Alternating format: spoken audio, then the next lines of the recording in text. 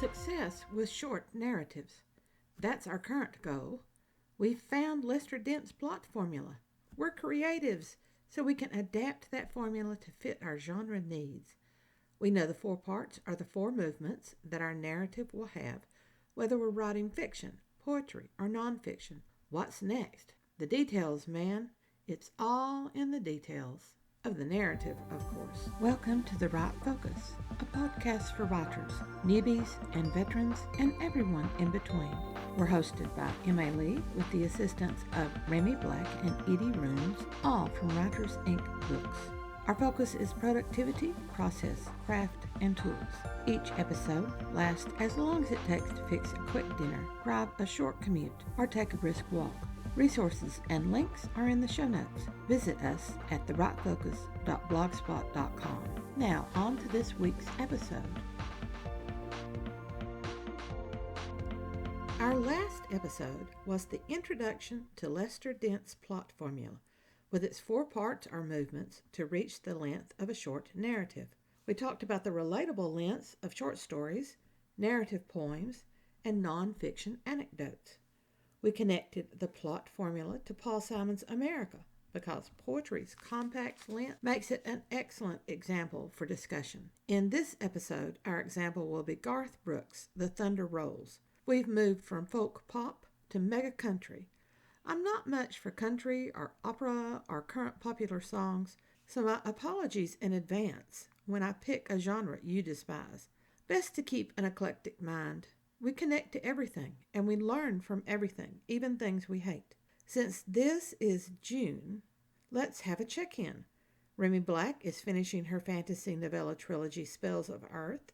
She set herself a challenge with that trilogy. The entire series focuses on elemental power against sorcery, not wizardry against sorcery. How fire and water and air can be scary powerful is easy to see. Not so with Earth. Remy had a mental block, so she created a character with that same mental block and has struggled to open her own mind and her character's mind about the dangers of elemental earth power. The final novella in the trilogy is Mist of Sorcery. The trilogy is bundled as Spells of Earth. Edie Runes and M.A. Lee continue their collaboration with fusing the Robin Hood legends and the fairies of British myth. Look for more stories and novellas in the Wild Sherwood series as summer progresses. They started with a short story anthology, Into Wild Sherwood, that published at the end of April. Now let's focus on the details of Lester Dent's plot formula. Remember, a 6,000-word short story is divided into 4 parts or movements of 1,500 words. For the concise, precise world of poetry, the 4 parts relate to stanzas.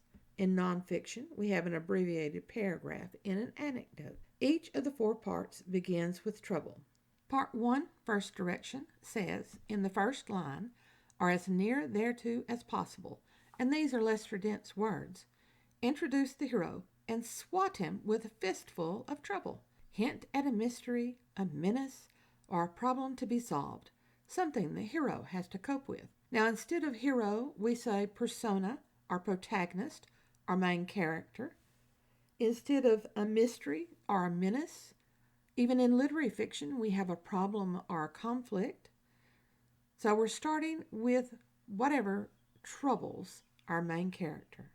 In part 2, our first job, according to Lester Dent, shovel more grief onto the hero, so make things worse. Third part, direction number 1, shovel the grief onto the hero even more. And in the final 4th part, Lester Dent's words to us are, guess what? Shovel the difficulties more thickly upon the hero. The end of each part has conflict and an unexpected or ironic twist. Part 1 has 2 directions for us. The hero's endeavors land him in an actual physical conflict near the end of the first 1,500 words. Now, for a mystery, this may be the finding of the body or the loss of the jewels. In literary fiction, this may be the first realization of an internal conflict or the world is not working well for our protagonist. The second direction, the second thing to do before you end that first 1,500 words, is have a complete surprise twist in the plot development. In part 2, our 2 things to do at the very end is have another physical conflict or another internal conflict and have a surprising plot twist to end the 1500 words. The job of plot twists is to keep the reader interested in going forward, because if our main character confronts doom, sometimes people get turned off. But if we have a plot twist, if we surprise them, then their curiosity is piqued and they will follow along. In the third movement, we have, guess what? Another conflict, external or internal. And we also have, surprise, surprise, a surprising plot twist in which the hero, according to Dent, preferably gets it in the neck bad to end that third set of 1500 words. And then in the fourth one, we have 3 directions that he gives us. Of the mysteries that are remaining, one big one has been held over to this point to help grip interest. Those mysteries are all cleared up in the course of a final conflict as our main character takes the situation in hand. The only word that I changed of Lester Dent's there was changing hero to main character. Then he wants us to, quote, have a final twist, a big surprise. And he says, these examples for this are, this can be the villain turning out to be the unexpected person, or having the treasure be a dud, or etc., things of that sort. Then the last thing is to have a snapper, a punchline to end the story, and he wants the punchline to have enough to leave the reader with a, his words, warm feeling. The conflict builds suspense and keeps the readers moving into the next part. The final conflict delivers the prize for the reader. In literary fiction, in tragedy, the conflict overcomes our main character. In all other fiction, our main character solves or resolves the conflict through his own or her own or their own skills and actions. Never have coincidence rescue main characters. While coincidence or supernatural intervention or the gods or fate can resolve ancient myths, our modern readers want to see the main character handle the conflict, whether it's external or internal. The last part, in addition to the conflict resolution and the big surprising twist, is also that snapper or punchline, which is extremely important. It's key for the reader. First lines and first pages sell stories. The last pages, especially the last line, turn readers to our other stories, satisfy the readers, and sell more of our writing. How does the narrative poem The Thunder Rolls by Garth Brooks present these 4 parts of trouble, conflict, and twist? It's a song, so it's a poem. That means each stanza is going to be a different part or movement. How does a song follow a short story formula? Remember, poetry is a compact, concise form of communication. It's harder to write than any other type of writing because so much is packed into such a brief form, unless we're listening to Don McLean's American Pie or Gordon Lightfoot's The Wreck of the Edmund Fitzgerald. Wait, even long. Those are tightly written, precise stories. Novels in story form, one could say, not short stories in song form. Let's look at the first stanza of Garth Brooks' The Thunder Rolls. 3:30 in the morning, not a soul in sight. The city's looking like a ghost town on a moonless summer night. Raindrops on the windshield. There's a storm moving in. He's heading back from somewhere that he never should have been. And the thunder rolls, and the thunder rolls. First thing I notice is alliteration. First line, 3:30, TH. Then the S's, not a soul in sight, soul, sight.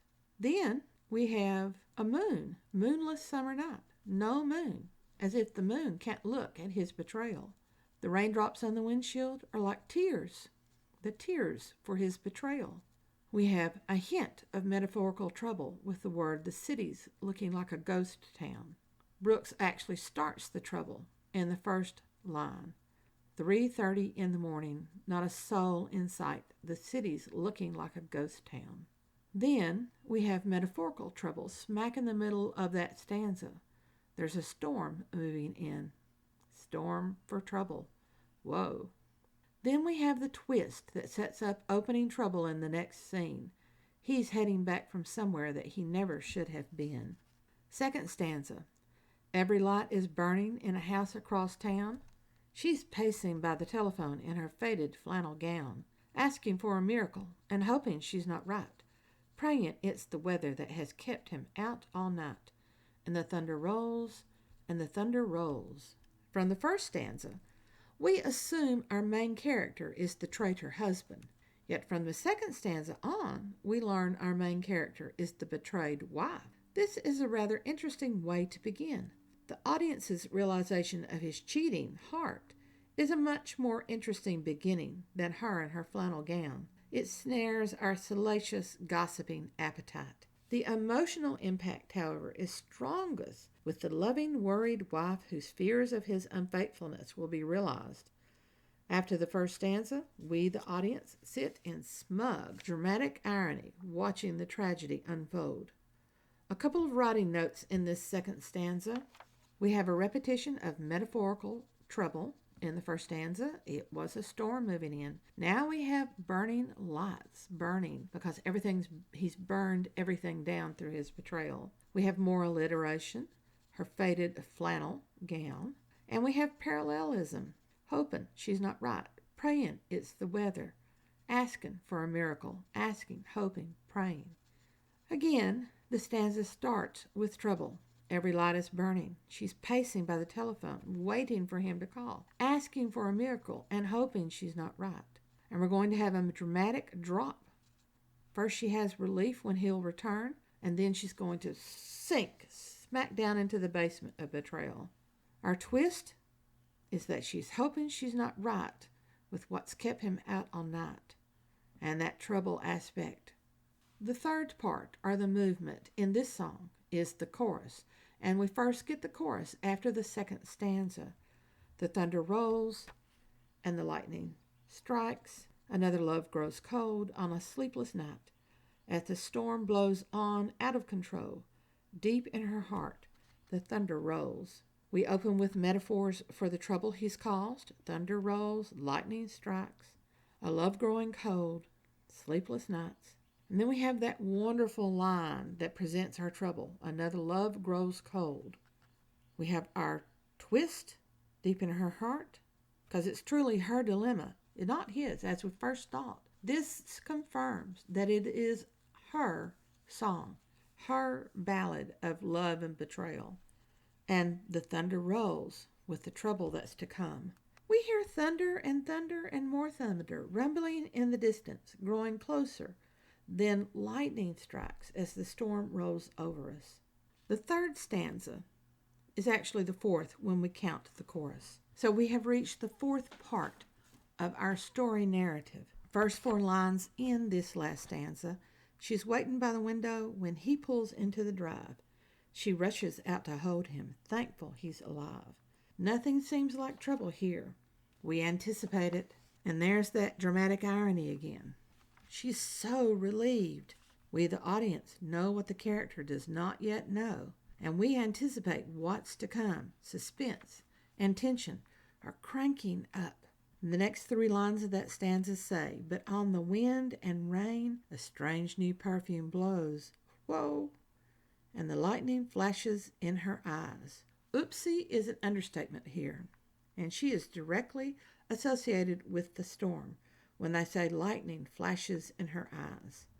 The final twist, in extreme trouble, has now arrived. We have the last line, the last new line of the stanza, and he knows that she knows. Whoa! And the thunder rolls and the thunder rolls. And the chorus is simply a repetition. The thunder rolls and the lightning strikes. Another love grows cold on a sleepless night. As the storm blows on out of control, deep in her heart the thunder rolls. That reference to Ghost Town in stanza 1, the city looking like a ghost town. Now it's prophetic. It's a clue to what's not in this tragic poem. I have a feeling he's going to be greatly distracted before this night is over.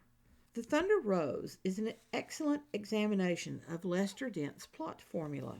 Betrayal is an age-old conflict. Garth Brooks managed to find a fresh way to tell the story and use inference to tell us the end.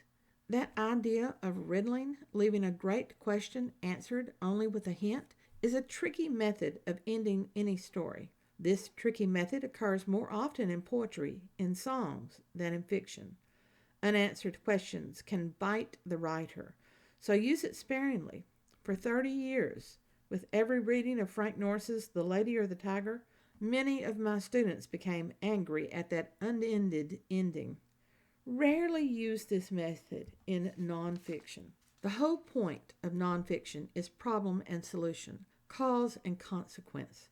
Leave the ending unended only if the article itself has no solution, merely more questions. Wow, this seemed like a simple episode, but we have a lot of good points in it.